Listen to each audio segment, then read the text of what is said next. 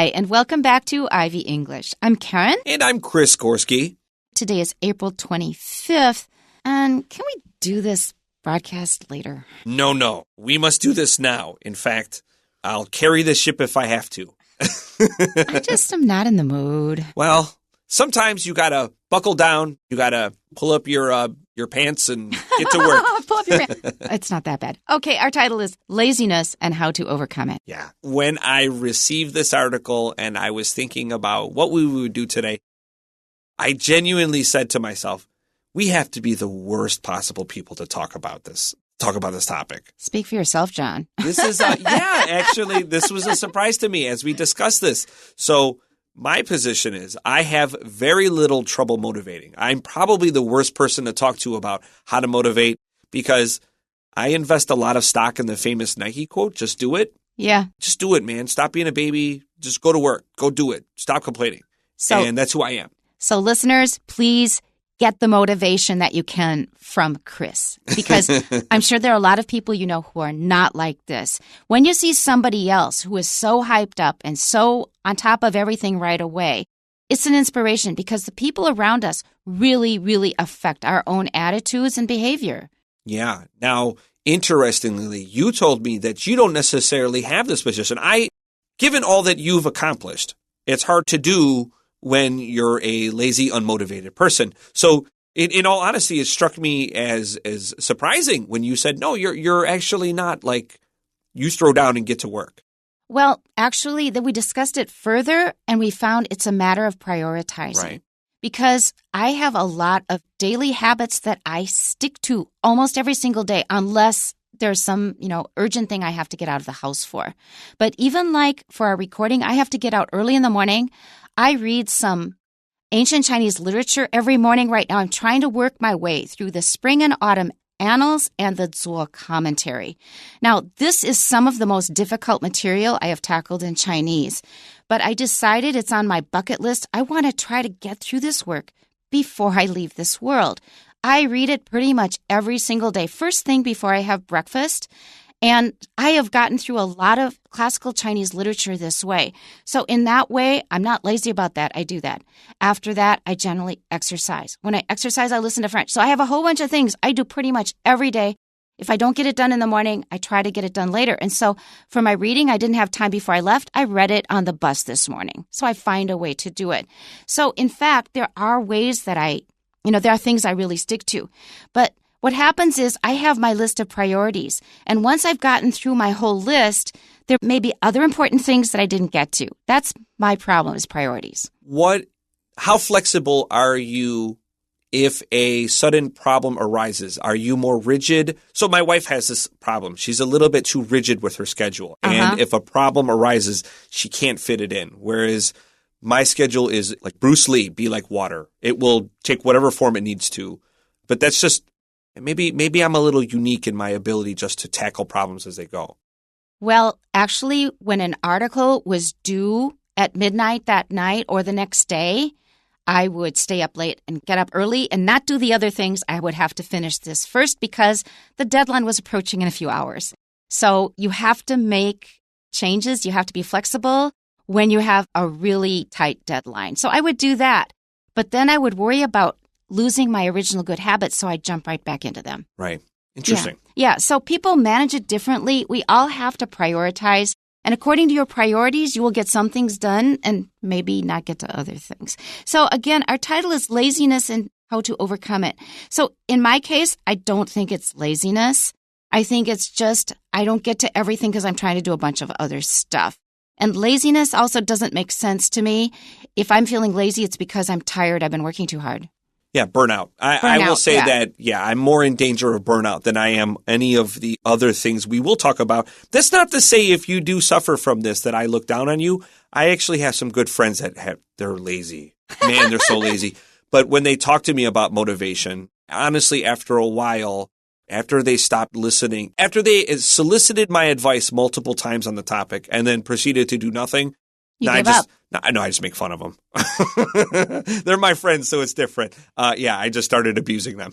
All right. Now, we've been throwing around some terms like priorities and laziness without really defining them. Now, it doesn't talk so much about priorities here, but it definitely talks about laziness and another word that people sometimes confuse with it, namely procrastination. So let's jump into our article and find out the differences between these different problems people have in dealing with their work.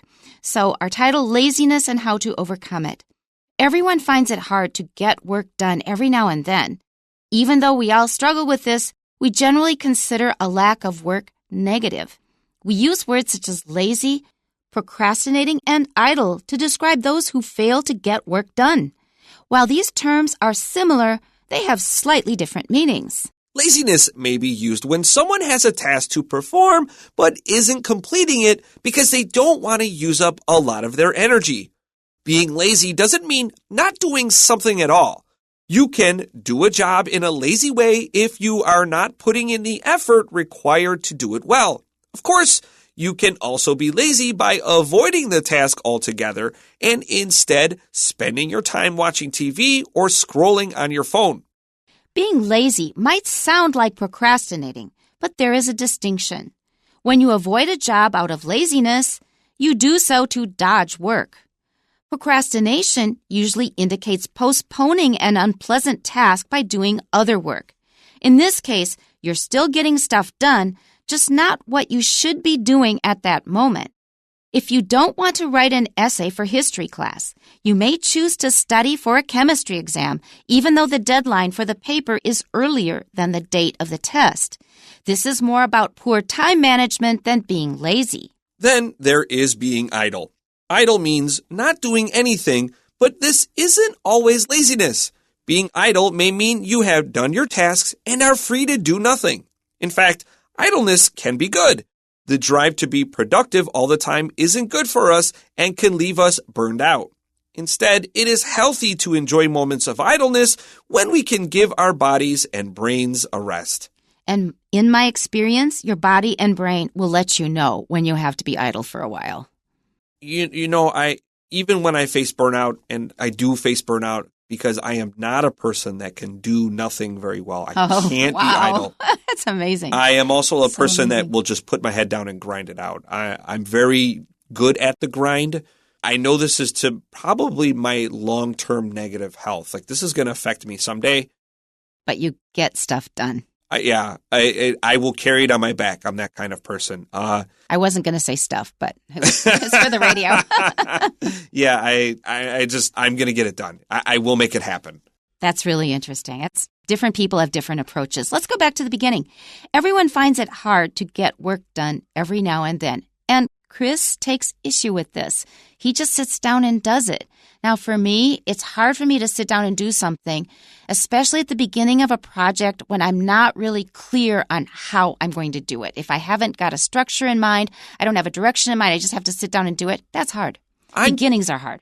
I'm curious how a person that has a calmer mind actually thinks during their day. I wish I could read their thoughts. Wow. Because my thoughts, I'm always thinking of my next step. I'm not a person that has idle, empty space. I have a friend that's very interested in meditation and being calm. And she has mentioned to me that it may be beneficial to me, but my mind is just not tuned that way. It is, what's the next step? But I think that's another thing you can learn from listening to Chris talk about the way he works. He's always thinking of his next step. That's one way to keep yourself moving. A lot of people finish this and their mind is blank. No, while you're doing this, kind of get your brain ready for what you're going to do next. If you just give your brain a message that, I need to do this next, it will slowly prepare you for that, and it will be a less hard transition. Okay? Next sentence, even though we all struggle with this, we generally consider a lack of work negative. Now, that I do identify with it because I am workaholic. So in some ways, I'm kind of similar to you, and that is, what do you do on a holiday, on a day off? I work.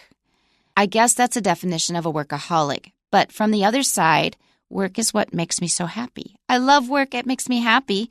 So of course I'm going to sit down and work. And once I kind of indulge myself, I think, I'm going to take the day off. My brain will start getting the habit of, it's a holiday today. Well, it's a special occasion. Let's take another day off. I don't want my brain to do that. Interestingly, on days off, okay, here we go. We have a little extra free time. I'm going to hit the gym for 2 hours today. There you I'm go. not going for an hour. Yeah, I'm like you, where I'm definitely a workaholic. And I imagine people must be listening to me right now thinking this sounds like a nightmare. But it makes me happy, and I really enjoy my teaching. I really enjoy being in the classroom. I enjoy improving my work. And so I suppose it's not all bad, but I think my wife wants me to slow down. Our next sentence, we use words such as lazy, procrastinating, and idle to describe those who fail to get work done. So procrastinating is probably the most interesting word here. I think lazy is really clear. Idle means you're not doing anything, but it's different than lazy, like just watching TV. Idle means you do nothing. Procrastinating is you're putting work off. You're not getting it done. You're waiting and waiting and waiting. I will procrastinate sometimes. If it is a difficult task, I will put it off. While these terms are similar, they have slightly different meanings. So really the purpose here is to clarify the different nuances, the different meanings of these three terms.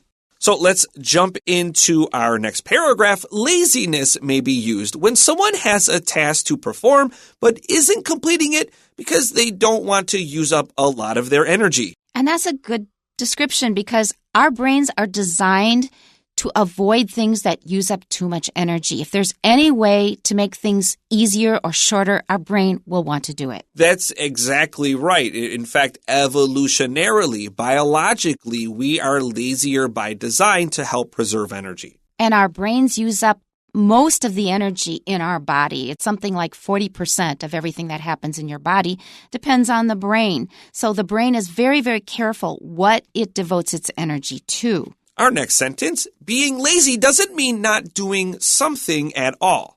So if you're lazy, that doesn't mean that you are not doing anything. You can do a job in a lazy way if you are not putting in the effort required to do it well.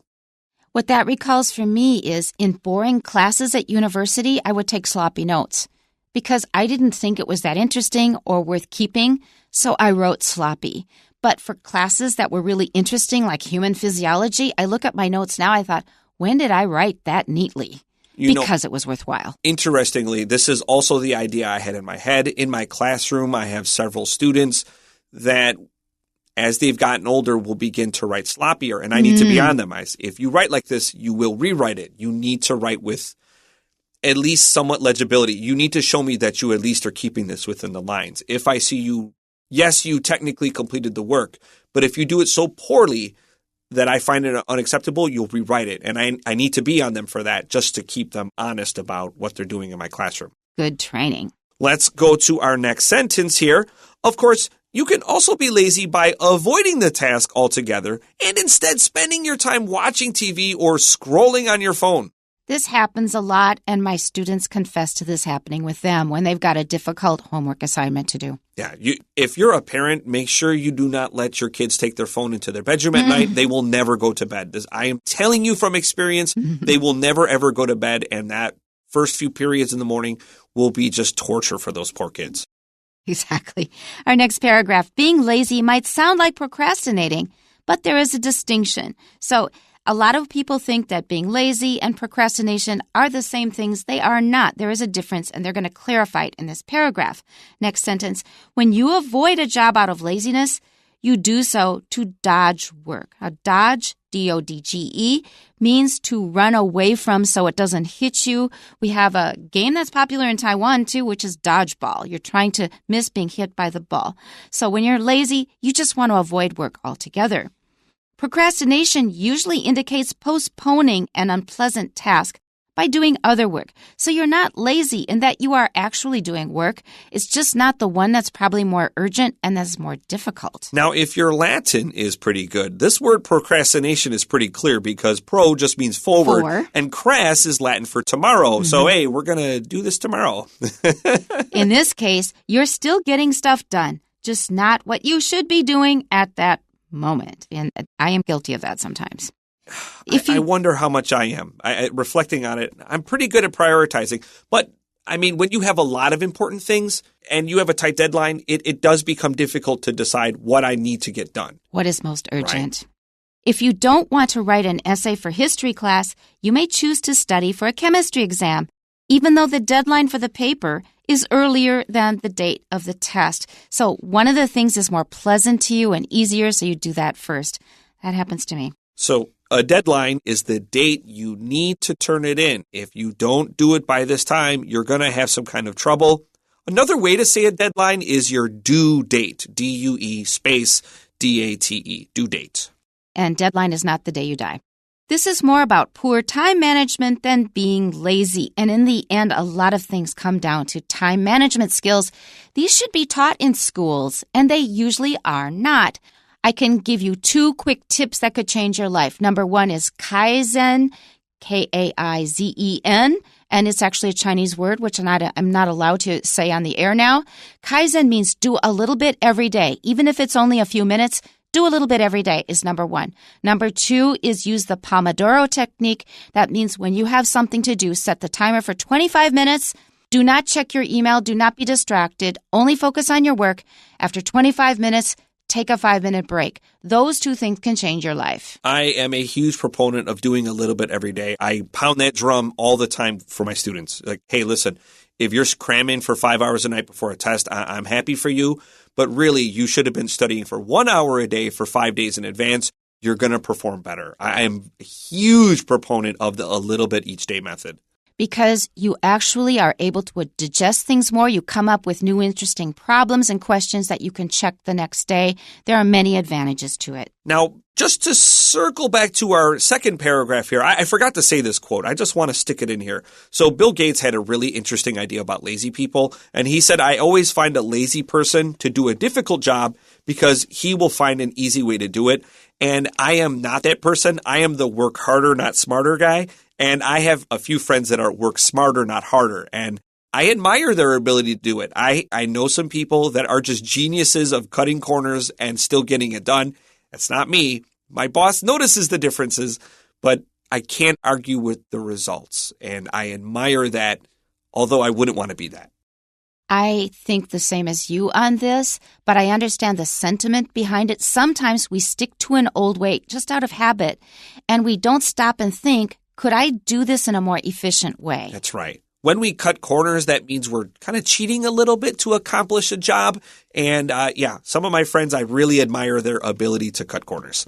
Let's go to our next paragraph, our final paragraph. Then there is being idle. All right, this is the third term that we are going to try to define clearly so we know the differences between laziness, procrastination, and being idle. So idle, I-D-L-E, means doing nothing, but I-D-O-L, please be careful. This is an image or a statue of a god or a deity to pray to. Or it could be some big actor or pop singer you're really fond of. I was thinking of Billy Idol. Yeah, that's right. Pop idols, right. But they are pronounced exactly the same. Our next sentence, idle means not doing anything, but this isn't always laziness. And why not, I would like to ask? Being idle may mean you have done your tasks and are free to do nothing. So this is a totally different situation, which they will further clarify in the next sentences. In fact, idleness can be good. The drive to be productive all the time isn't good for us and can leave us burned out. Now, when I just mentioned the Pomodoro technique, that really did change my life. I did not know about it when I was writing my dissertation. I wish I had. I would sit at the computer and work for 3-4 hours and end up totally burnt out. So the Pomodoro technique is a good way to avoid burnout, and I use it now to great advantage. So you really do have to watch out for burnout. If you feel burned out, you need a rest. That's right. So if you're burned out, that generally means you're hardworking. This is probably the opposite of laziness. So a burned out person is a person that has worked hard, but so much that you can't get any more done because maybe your mind and body can't accept it anymore. And you don't want to risk your health because of this. That's right. Our next sentence and our final sentence, instead, it is healthy to enjoy moments of idleness when we can give our bodies and brains a rest. Now, I'm sort of like you in that I think I should always be working, but at some point, my body just makes its own decisions. It ignores the brain who's saying, you got to work some more. My body says, I'm going to take a hike. I'm going to take a shower. I'm going to do something else. And so my body often will tell me, even when my brain is kind of still driving me to do more work, My body will get me to do something that I need to do to kind of be idle for a while and then give my brain some time to recover. How good are you at doing nothing? Not good. Not good. You couldn't just lay on the bed, no phone, no book, no audio, just laying on the bed, looking out the window on a sunny day. I can do it if I lie down and go to sleep. Yeah, I think that's... Because sometimes I really just need sleep.